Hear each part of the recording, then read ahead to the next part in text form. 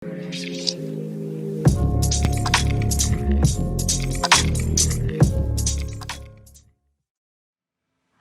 teman-temanku pejuang CPNS 2021.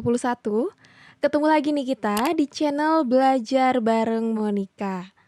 Nah teman-teman, ada pasal penting nih di Undang-Undang Dasar 1945 yang menurutku isi pasalnya ini yang paling panjang nih teman-teman. Dan kadang bisa membuat teman-teman bingung. Karena ada jumlah hari yang mirip-mirip, kemudian juga ada jumlah anggota sidang yang mirip-mirip. Nah, apalagi teman-teman kalau bukan pasal 7A, 7B, dan 8 yang isinya tentang mekanisme pemberhentian presiden dan wakil presiden. Nah, ketika misalkan presiden mangkat, digantikan oleh siapa gitu. Kemudian ketika terjadi kekosongan wakil presiden, digantikan oleh siapa. Nah, ketika presiden dan wakil presiden misalkan mangkat bersamaan, siapa sih penggantinya? Siapa sih yang melaksanakan tugas kepresidenan? Nah, ini yang akan kita bahas teman-teman di videoku kali ini. Oke, tak usah berlama-lama lagi ya teman-teman, kita mulai aja nih.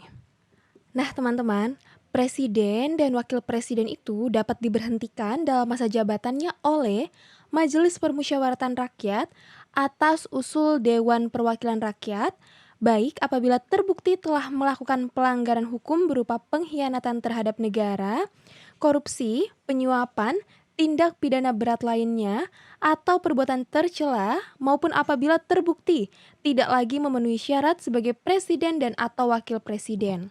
Nah, berarti yang pertama teman-teman itu adanya dugaan dari DPR ya terkait presiden dan atau wakil presiden.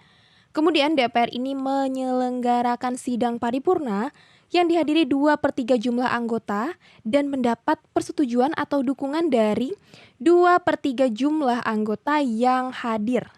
Ingat teman-teman, untuk DPR ini porsinya sama-sama 2/3 ya antara yang hadir kemudian yang disetujui. Nanti beda lagi teman-teman untuk yang MPR. Oke? Ingat kalau DPR kuotanya sama 2/3 dan 2/3. Oke? Nah, setelah itu si DPR ini mengajukan permintaan ke Mahkamah Konstitusi nih teman-teman ya. Nah, kemudian Mahkamah Konstitusi ini wajib memeriksa, mengadili, memutus pendapat Dewan Perwakilan Rakyat paling lambat 90 hari. Oke? Ingat 90 hari teman-teman? Nah selanjutnya apabila disetujui, Dewan Perwakilan Rakyat meneruskan usulannya ke Majelis Permusyawaratan Rakyat. Oke teman-teman, selanjutnya Majelis Permusyawaratan Rakyat menyelenggarakan sidang. Nah ini dihadiri oleh 3/4 jumlah anggota, disetujui 2/3 jumlah anggota yang hadir. Beda ya teman-teman, tadi kalau DPR sama-sama 2/3 ya. Nah ini penyelenggaraan sidangnya ini maksimal 30 hari. Oke, jelas ya teman-teman? Jadi teman-teman secara singkatnya, pertama itu DPR dulu nih ya. DPR mengajukan permintaan ke Mahkamah Konstitusi. Kalau disetujui, maka DPR meneruskan usulannya ke MPR. Nah, kemudian MPR menyelenggarakan sidang nih. Gimana nih, jadi nggak nih untuk memberhentikan presiden dan wakil presiden? Gitu ya teman-teman. Oke, paham ya? Kita lanjut lagi nih. Nah, ini ada beberapa kasus teman-teman.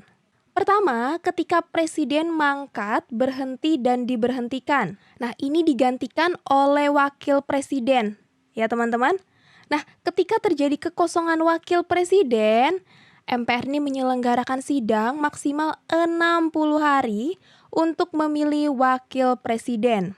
Kemudian ketika presiden dan wakil presiden mangkat, berhenti, diberhentikan secara bersamaan, maka pelaksana tugas kepresidenan itu pertama Menteri Luar Negeri, kemudian Menteri Dalam Negeri, dan juga Menteri Pertahanan secara bersama-sama. Oke teman-teman? Nah selanjutnya MPR menyelenggarakan sidang nih untuk memilih presiden dan wakil presiden maksimal 30 hari. Kok kayaknya kelihatannya cukup cukup ribet ya teman-teman. Tadi ada 30 hari, kemudian ada 60 hari, ada 90 hari. Kemudian tadi jumlah yang harus hadir sidang itu ada yang 2/3, kemudian ada yang 3/4.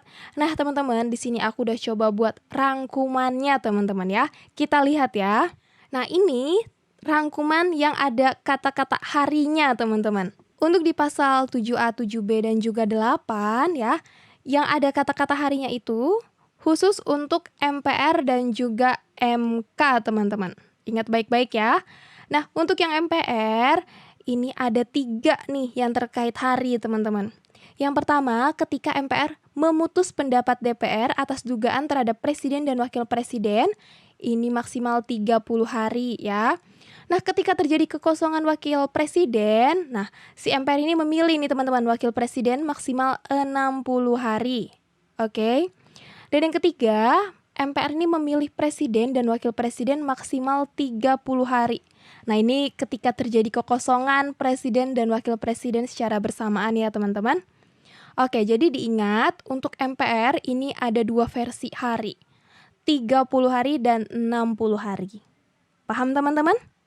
Nah, sedangkan untuk yang Mahkamah Konstitusi, ini hanya 1 versi nih teman-teman, 90 hari ya. Jadi MK memeriksa, mengadili, memutus pendapat Dewan Perwakilan Rakyat ya atas dugaan tadi tuh presiden dan atau wakil presiden melakukan korupsi dan lain sebagainya, itu selambat-lambatnya 90 hari. Oke teman-teman, jangan sampai ketukar ya.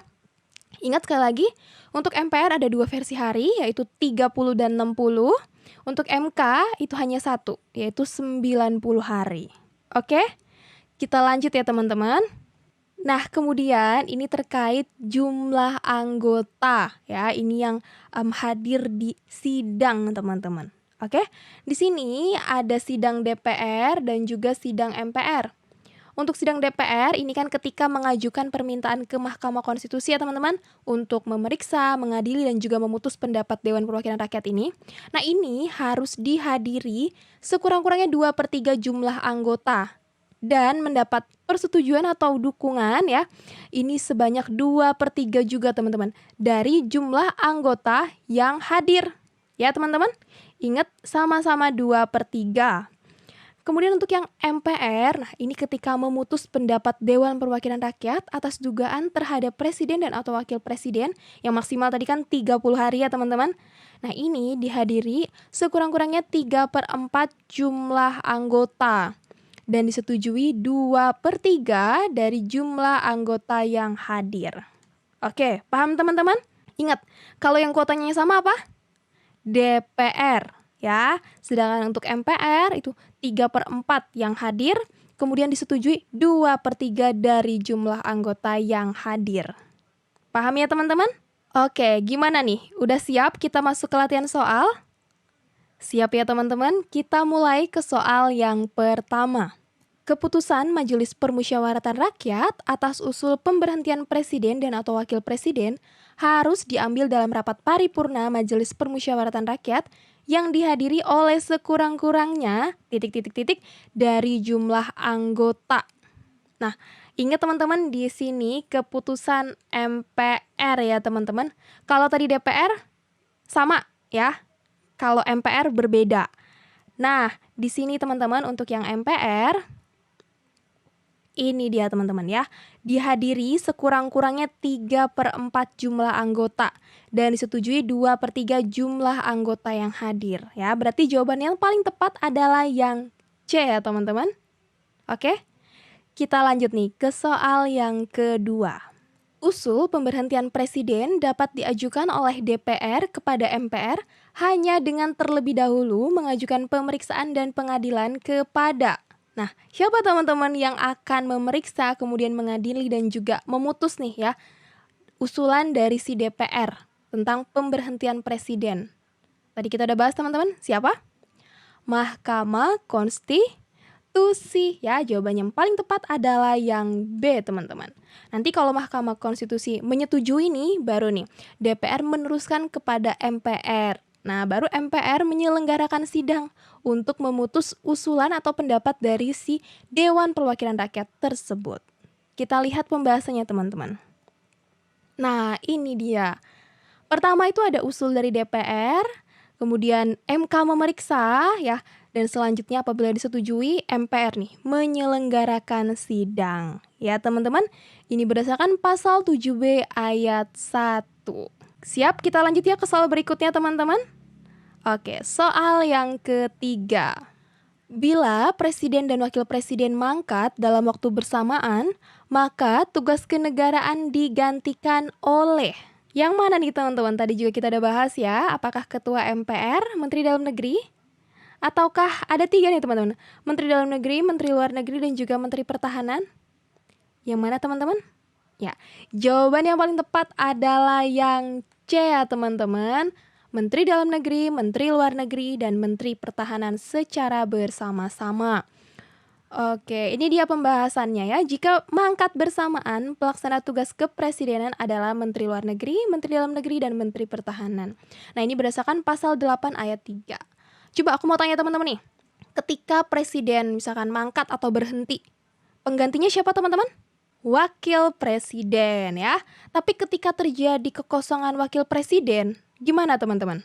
Majelis Permusyawaratan Rakyat menyelenggarakan sidang teman-teman ya. Selambat-lambatnya berapa?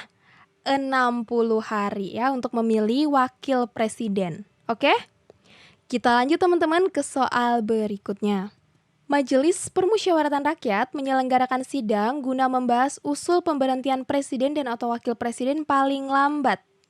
Nah, ingat, untuk MPR ada 2 versi hari, teman-teman.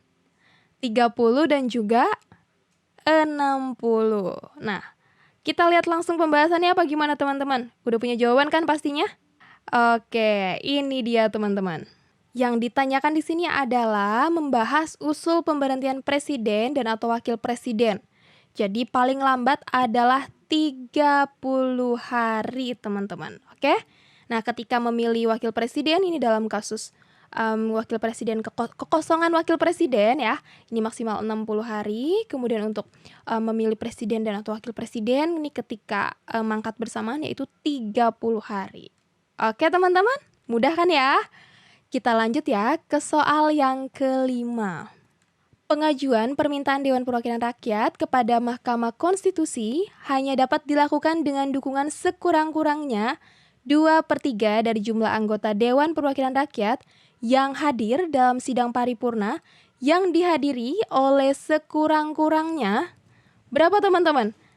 Ingat kalau Dewan Perwakilan Rakyat sama ya, berarti pilihan jawabannya antara A dan B teman-teman.